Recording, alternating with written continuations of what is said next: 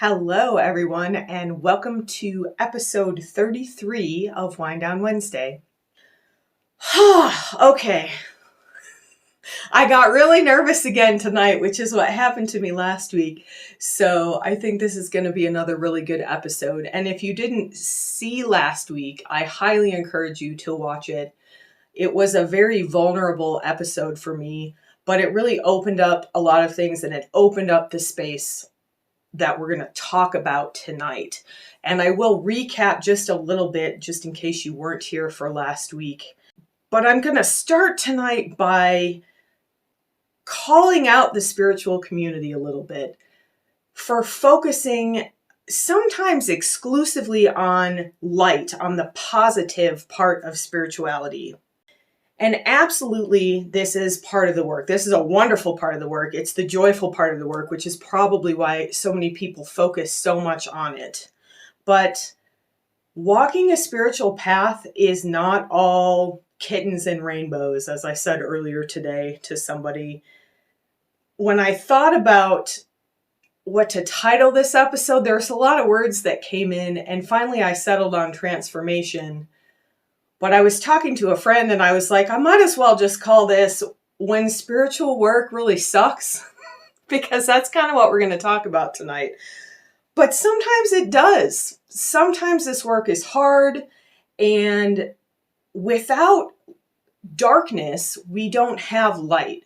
You know, we live in a duality. We live in this physical universe where the only way we know one thing is to understand the opposite of it. Things are sort of defined by their opposite. We need to talk more about our shadow or our darkness, or what I sometimes call the back body, and I'm going to go into more of that. But I use those terms kind of interchangeably because our shadow, our darkness, is a gift. Our darkness is what gives us depth. If you're looking at a piece of art and there's no shadow in the art, you're not going to get depth. You're not going to get that feeling of realisticness of that 3D aspect that comes when you add shadow.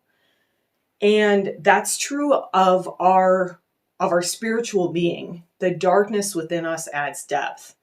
It also brings us compassion because pretty much everyone on earth has or will face some sort of darkness in their life, whether that is grief, whether it's depression and anxiety and other mental health struggles, whether it's this darkness I'm going to talk about tonight that comes with transformation and that discomfort.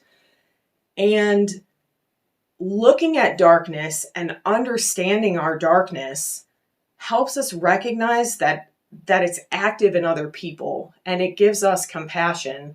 So when we have an interaction and somebody is maybe not being kind to us, when we understand that that's coming out of their darkness, the same darkness that we have, it's a lot easier to have compassion for them. It's a lot easier to forgive them. And it's a lot easier to recognize that reflection of ourselves in them. I'm getting emotional already. So this is what happened last week. I almost said something about, if you watched last week, you got to see me cry. And 20 years ago, I would have crawled in a hole and never come out. So that is one thing that shows me how far I've come, because I'm no longer ashamed of that. And it's not anything to be ashamed of. And in fact, that's one of the ways that we move energy, and it's a great tool. All right. So I'm going to talk just a little bit about what I shared last week so that I can go into what happened to me afterwards, which is what led to tonight's practice. So I talked last week about how I was working to change a core belief. And my core belief was that, or is, it's still kind of in there, we're working with it, but that my value is not inherent. That my worth depends on the size of my body. That's my personal core belief. But I shared with you that I think all of us have a core belief about value, and that our value is conditional on something. And you can go back and watch that whole episode. I'm not going to go much into that. But I am going to talk about what happened after that episode because I got pretty vulnerable. I talked about this core belief that I've been trying to change. And after the episode, in the next few days, things got dark for me. They got darker than they were. I had said I was struggling, and I got really dark. I got really into struggle. And I felt like all of these tools I have that I'm always talking about, I'm always telling you, use your tools, and listing all the tools we have, all these spiritual tools. I felt like they weren't working. My tools weren't working. And that's when we really get to that discomfort. And the interesting thing is that is what leads us to change. When we get to the end of the tools that we currently have, and we don't have any tools yet left, we don't have any tools left, and we don't have the tools that we maybe will have later to address that darkness and that discomfort, we get into a space of giving up, of apathy sometimes. Like, well, nothing's going to work. I guess I just give up. And not in a good way, not in a surrender way, because we're going to get to that. More in like a, I can't do this, I quit kind of way. And so this is actually the most important step in this shadow work, is when you get to the point where you're like, F this, I'm done. I can't do this anymore. I'm over. I quit. Because that is our invitation to step fully into the discomfort, into the darkness, and really look at it and then ask for help. And that's what I ended up doing. I got really frustrated and I felt like I was backsliding and all this stuff was coming up. And so I went into a meditation where I went fully into my darkness, and then I asked for help, and then I got help. Whew. So I'm going to tell you what happened, and hopefully I'm going to be able to talk about it because it was a very powerful experience, and we're going to go into that same space tonight. So that's partly why I'm going into so much detail about this. So I have these two female spirit guides. One of them is my higher self that I see kind of personified. And then the other one is this witchy woman who was something like a druid priestess. She was a powerful woman, a powerful healer back someday, way, way long ago. And they had been bothering me for a while. And I finally got frustrated and I sent them off to my healing cave. I was like, all right, go on to there. You're making me angry. I don't want to deal with this right now. I'm going to hang out with my musical spirit guide and write some music. And I did. And I think I needed that break. I needed to prepare myself for what was coming. So I sent them away kind of angrily, not necessarily with a lot of love, like just go. And maybe I'll be there, maybe I won't. That's kind of how it went. And so when I got to this place where I was at the end of my tools, I didn't know what to do next. I was like, okay, I'm going to come into this healing cave with you and I need your help. I can't do this myself. I don't know what to do next. And so the first part of this was just stepping into this darkness. And I call it the healing cave because this is where our transformation occurs. But it's very scary because when you first come into this space, it's pitch black. And I usually tell you in these meditations, do what you want with the visualization. But tonight, I really want you to stick with the cave because this is an underground space. It's a dark space. But when you get in there and you start really looking around, it's a beautiful space. When you first get in there, if you've ever read anything or watched any movies about caves, the darkness in a cave is absolute. There's literally no light in a cave. There's no sunlight coming in when you get deep enough. And just thinking about that makes me kind of claustrophobic, like physically being, I'm already kind of claustrophobic. So physically being in absolute darkness where you can't see your hand in front of your face, it's very scary. And that's why we go in there and we ask for help in whatever way that presents for us, whether it's a spirit guide or intuition We're going to talk a little bit about what you see when your eyes start to adjust to the light. But let me finish my story about this meditation, about this spiritual experience that I had. So I went into my cave with my 2 spirit guides, and I laid down on the ground, and I was just like, well, I don't know. I can't do this. I need help. That's when I asked for help.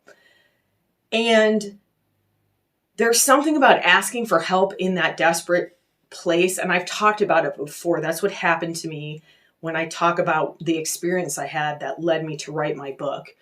I was in absolute darkness at that point, probably the darkest place I've ever been in my life. So when you're in that darkness and you really ask for help from a very deep spiritual place, you surrender and you ask for help, that's when this transformation can really finally occur. So I was laying there in my cave and I started to see myself as a snake. And I started to see that I was trying to shed my skin. I had this old skin and it was uncomfortable. It didn't fit me anymore, but it was kind of stuck. And very interestingly, it was stuck specifically to my back. And I talk in my book a lot about the back body. It's one of the words that I use for this shadow or darkness, because in the physical body, in the energetic aspect of the physical body, the things that we can't look at, first we shove them down a lot of times and they dump into the pelvis, but they don't stay there. They keep coming back up. So as they come back up and we're shoving down and we're shoving down, and we're shoving down, we also shove back. So something might come up from a trauma and you're like, no. And you shove it back behind you. And that's one of the reasons why we carry so much tension in our backs, in the back part of our body, in our gluteal muscles, in our legs, because we shove all that stuff behind us because we're not ready to look at it or we don't want to look at it. So in this meditation, I could feel that this skin was still stuck to my back. It was just not sloughing off the way that I wanted it to, the way that it would do if it was easy, if this wasn't a difficult transformation. And I started to see what it would look like when that skin was finally off me and I had beautiful, fresh, new scales. I guess that's what snakes have. And I could be vibrantly colorful again, and I could move smoothly because I had this fresh skin. And I saw, my spirit guide showed me that when I was ready for that, we were going to have a drumming ceremony to welcome my new skin, to ceremonially release this old skin and welcome my new skin. But in the meditation, I was still kind of stuck, and they were brushing my back and actually physically, energetically working on me in this space. But it gave me hope. It allowed me to see beyond the darkness. We can't see beyond the darkness until we go into it. And it's uncomfortable. It's so uncomfortable. But that's part of this spiritual path. That's part of transformation. We can't make progress in our lives, especially when we're releasing something like a core belief. This is, and I talked about it last week, this is the inherent belief, one of these beliefs you've held since childhood, maybe even before that comes through ancestral and generational trauma. And it's fear-based, and it feels like part of who you are. So it's very difficult to do this work, but the reward for making it through this transformation and shedding that skin and coming into the new, beautiful, vibrant skin that's waiting for you on the other side is so worth it.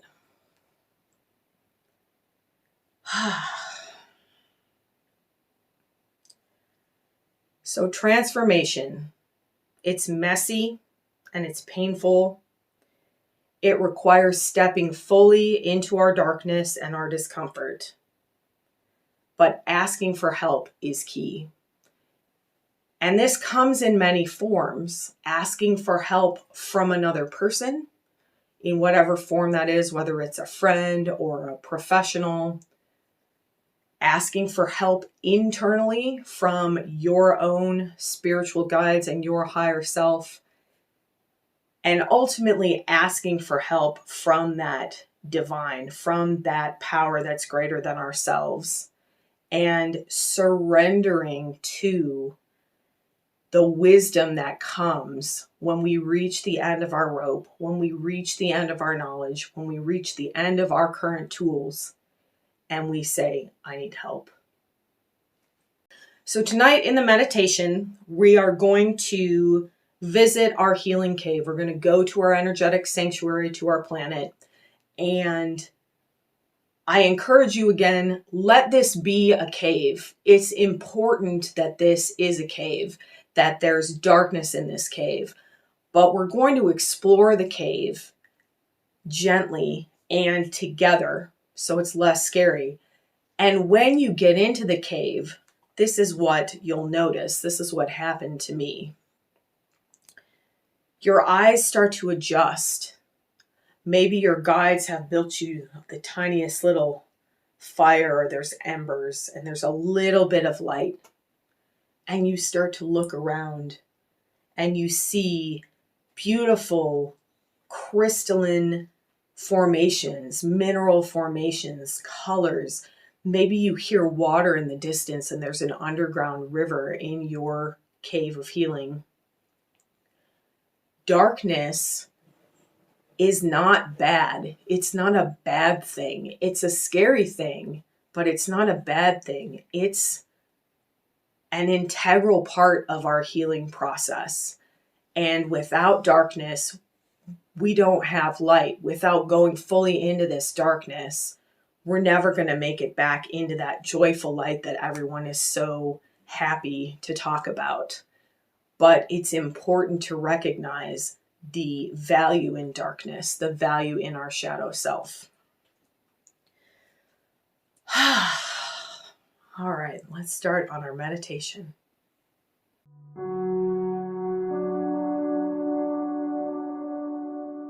Close your eyes, get comfortable in whatever form that presents. If you'd like to lay down, I usually say don't lie down for these, but this might be a meditation that feels more comfortable lying down. You might feel safer if more of your body is contacting the earth, and that's completely fine. Be gentle with yourself. Step out of this if you need to. As we talked about a few weeks ago, if you need to get up and move around, you can always come back to this because it will be available to you in multiple formats. Take 2 or 3 deep oxytocin breaths, breathing in through your nose and sighing them out.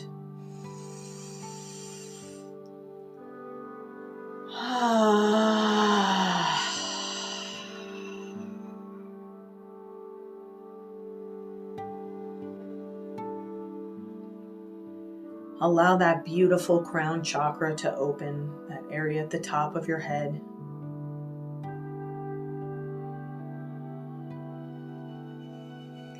And ask for help. Ask for help and guidance from your spirit guides, from the divine, to flow into the top of your head and into your neck and throat and into your shoulders. Allow this wisdom to flow into your arms and your hands. Let this help and guidance flow into your chest and your upper back. Let it come into your abdomen and your mid-back, your low back and your low belly. Let this divine assistance flow into your hips and into your pelvis. Really let this energy come into your body here.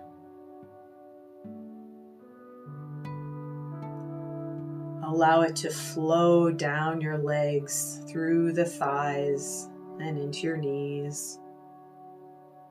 Take a nice big breath here into the knees if you'd like. And as you breathe out, allow this assistance, this guidance to flow into the knees and the lower legs, letting it come all the way to the ankles and the feet. And let yourself feel connected to the earth here, whatever part of your body is contacting the ground. Let it feel heavy on the earth. Feel how supportive the earth is here, the dark, fertile energy of the earth, darkness, bringing creation, bringing life.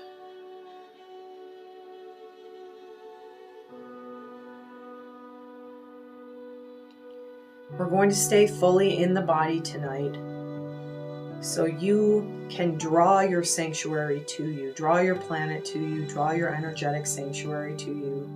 If you're not familiar with this process, then just picture yourself in the safest and most beautiful place you can imagine, and that is your energetic sanctuary. And this sanctuary is vast. It's like having an entire planet to yourself with all sorts of resources for you to use. And one of the resources on your planet, in your sanctuary, is your healing cave. So make your way to your cave now. Just stand at the entrance. Notice what it looks like. Maybe the entrance is somewhat buried. Maybe it's in the side of a cliff or in a mountain. Let yourself see what your cave looks like here. And let yourself feel, as you always do in your energetic sanctuary, that you are completely safe and protected. Absolutely nothing can hurt you here. Everything that happens in this place is to serve you and your growth and your spiritual nature. So recognize that even if stepping into this cave is scary, this is a cave for healing. This is a cave for transformation. And all you need to do today is step in here and look around. That's as far as you need to go with this practice. So as you're ready, let yourself walk into the cave or climb down into your cave. And notice that even though it's dark in here, you don't need light. This is your space. You know exactly where to go. This is not like being in a physical cave where you need some sort of light or you'd have to feel your way around. Energetically, you're drawn to the most healing point in your cave that you're going to explore tonight. So let yourself just be there. And then take a breath or two in this space. Notice if you're feeling emotional in any way, and as usual, that's okay. Just breathe through it. Maybe you feel some fear. Maybe you feel comfort here. Maybe you feel nothing, and that's all okay. Just notice.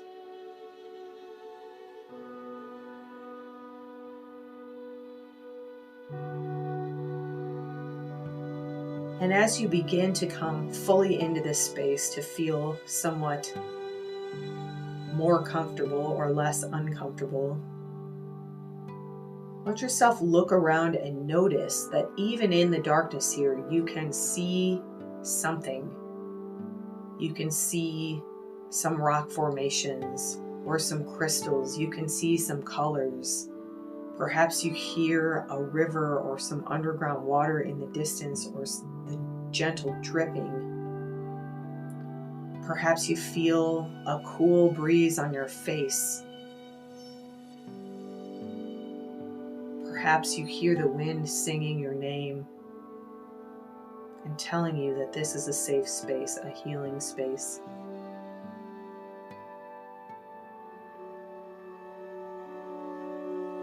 And as you're ready, invite your guidance to come into this space in whatever form that takes. If it comes as a guide, that could be in the form of a person or an animal or even an object. It could come in the form of words or feelings or just a knowingness. There's no right way to receive guidance. and everyone is a little bit different. So ask for help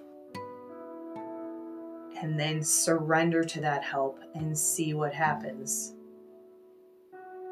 See who or what shows up for you.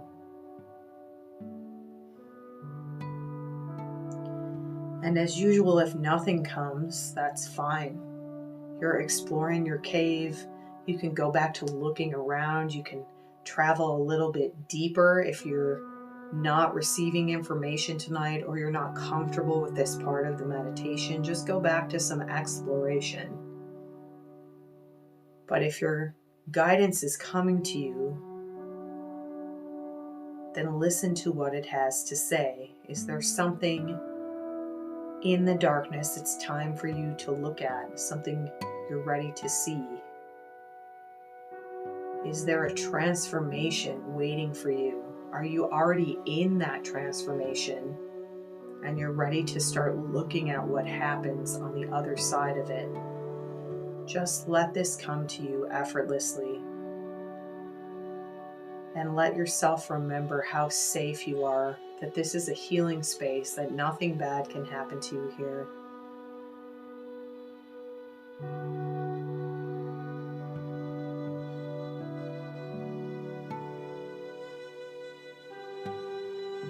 Maybe you're hearing music or drumming, in my case.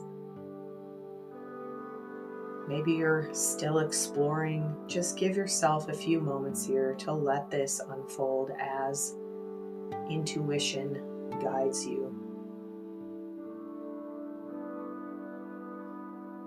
And you can always ask for help again. And let it come from deep within you. Let it come from the bottom of your pelvis here, from your low belly. Please help me. I'm ready for help.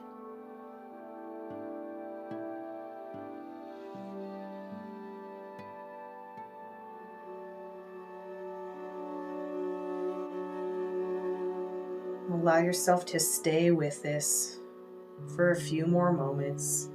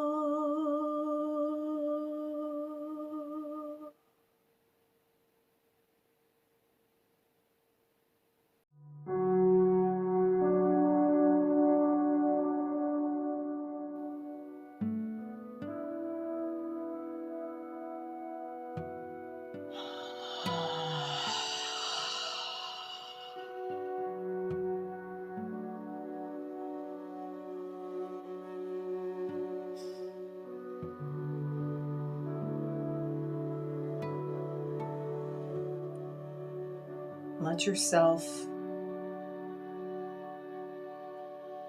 finish up whatever has been unfolding for you. If you're still in exploration, come back out to the mouth of your cave. If you're sitting in guidance, let that slowly come to an end, knowing that you can come back here at any time. And that any information you received tonight is for your highest good. It doesn't need to be acted on immediately. but allow yourself the gift of recognizing that visiting this darkness, that befriending this darkness, this shadow, will deepen your relationship with yourself and with the divine. It will deepen your vibration and allow you to become more fully present and grounded in this physical life, this gift that we have received here on this planet in this moment. As you're ready, step out of your cave and back into your sanctuary, remembering that we've never left the body tonight. You can keep your sanctuary with you in your physical space, or allow it to gently float back into the spiritual body where it usually lives.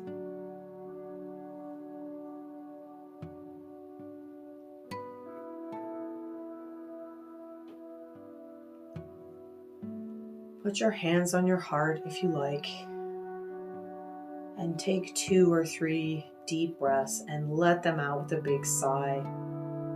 Release anything that came up for you tonight that's ready to be released, that's ready to be recycled. Shed whatever skin you're ready to shed in this moment.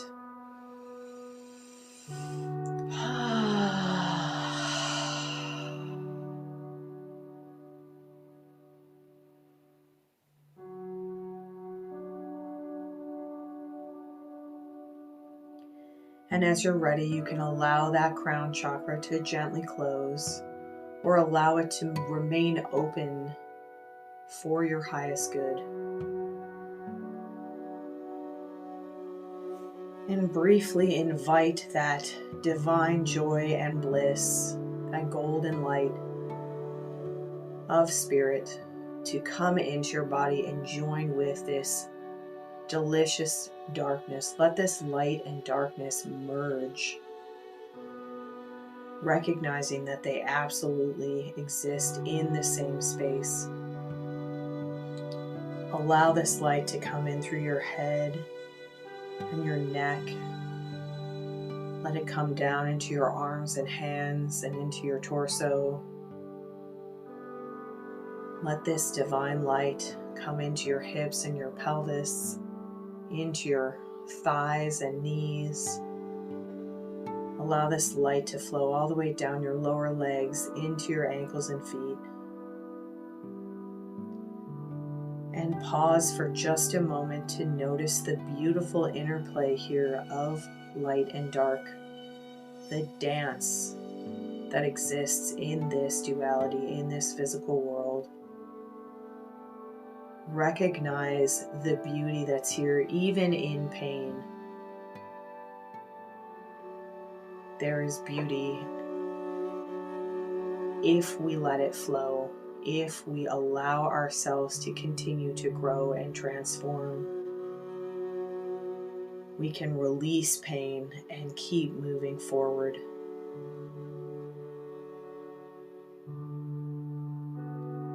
As you're ready, you can wiggle your toes a little bit, maybe roll your ankles around, wiggle your fingers and roll your wrists. Move your head and neck a little bit if you need to shake off some energy.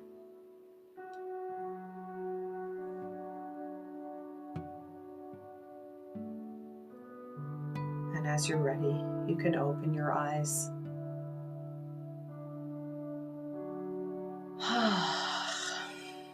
Thank you so much for joining me in this journey tonight and every week. It is a blessing for me to share my spiritual practice with you and to show you that walking this path is not just about light and skipping through the tulips. Sometimes it's about getting down in the dirt and shedding your snakeskin. And that's all part of the process and the transformation and the beauty of this. Thank you so much for joining me tonight. Be gentle with yourself.